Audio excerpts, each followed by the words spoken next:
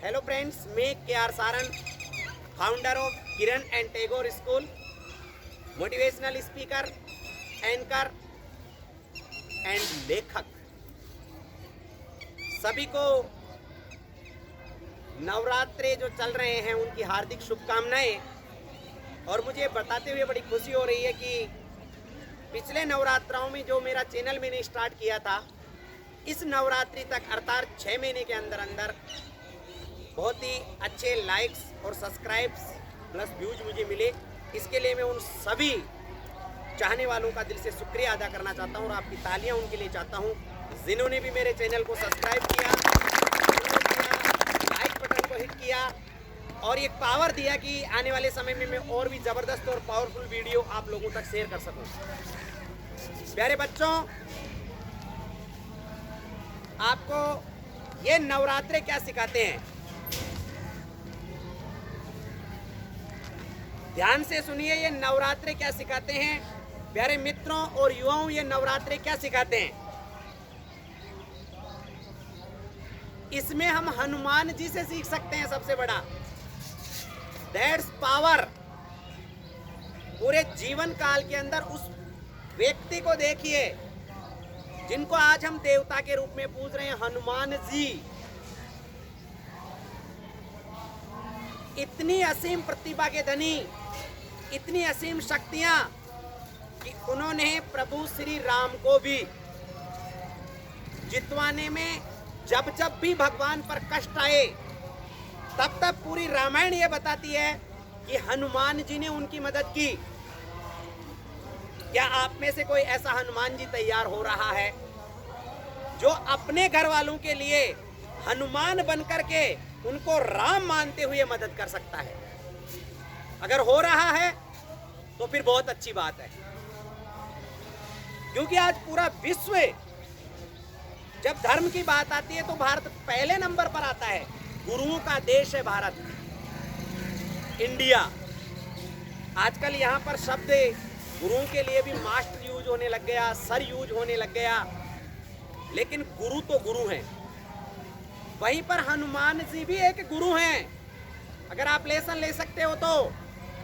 लेकिन पूरे जीवन काल के अंदर इतने बड़े व्यक्तित्व के धनी रहने के बावजूद कितने हम्बल रहे, कितने विनम्र रहे, वो आप इनसे सीख सकते हो। प्यारे बच्चों, मित्रों, मैं आपको याद दिलाऊं, जब लंका जाने की बारी आती है, यहां पर मैं आपका कंफर्ट जोन तोड़वा रहा हूं।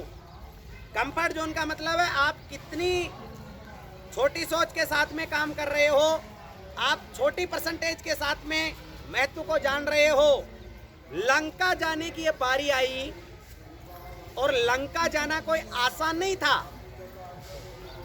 लेकिन हनुमान जी ने सबसे पहले लंका जाने वालों में खड़ा हाथ करके कहा, मैं जाऊंगा। वो समुद्र को लांघना, वहां पर राक्षसों का सामना करना, सब पता था उनको।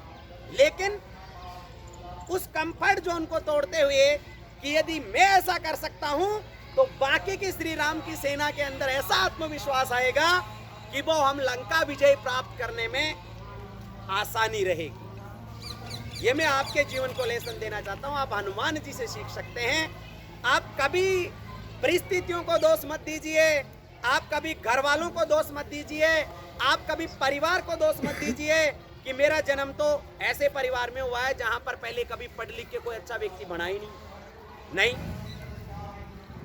याद रखना प्यारे बच्चों, ग्रोथ वहां होती है जहां संभावना कम होती है।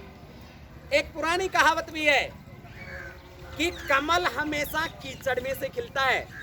तुम्हारे पास उन बच्चों से ज्यादा अपॉर्चुनिटीज है जहां पर सुविधाएं ज्यादा मिलती है। क्यों? क्योंकि ज्यादातर व्यक्ति सुविधाओं के दबाव में दब जाता है। जैसे रावण के पास राम से ज्यादा सुविधाएं थी, राम से बड़ी सेना थी, लेकिन मेघनाथ को उतना पावरफुल वो बना नहीं पाया जैसा कि हनुमान जी ने अपने सेना में से मतलब हनुमान जी जैसे, राम की सेना में से हनुमान जी जैसे बन गए। मैं इन मेरे मित्रों से भी कहना चाहता हूं क्या हमारे में से कोई जामवंत हो सकता है जो ऐसा हनुमान पैदा कर सके? उम्मीद तो पूरी है। पिछले 22 वर्ष से एक बात मैं आप लोगों को रियली प्रैक्टिकली कहना चाहता हूं, यह सफर आसान नहीं था मित्रों, जो आज जहां तक मैं खुद पहुंचा हूं। अनेक परीक्षाएं, अनेक परिस्थितियां, अनेक संघर्ष देखने को मिले। आज स्थिति अलग है, आज आसान है, आज हर कोई व्यक्ति इजी काम कर देता है, लेकिन संभावना उस समय की सोचिए। लेकिन हनुमान जी को आदर्श मान करके और हमने यही किया कि हमें जीवन में बड़ा बनना है तो संघर्ष करना पड़ेगा। सफलता अर्जित करनी है तो संघर्ष के साथ में सफलता अर्जित करनी है। वो सफलता एक ऐसी जो बिना संघर्ष के मिल जाए। मैं आपको भी यही लेसन देना चाहता हूं, यदि आपको कुछ फ्री में मिल रहा है तो मत लेना, तो पूरी मेहनत करके लेना, पूरी शिद्दत के साथ में लेना, पूरे प्राणों से भी ज्यादा करके लेना। यहां पर लंका जाने के बाद में भी विनम्रता देखे हनुमान जी की। आपके सामने उन्होंने अशोक वाटिका में आतंक तब तक नहीं मचाया जब तक उनको परेशान नहीं किया गया।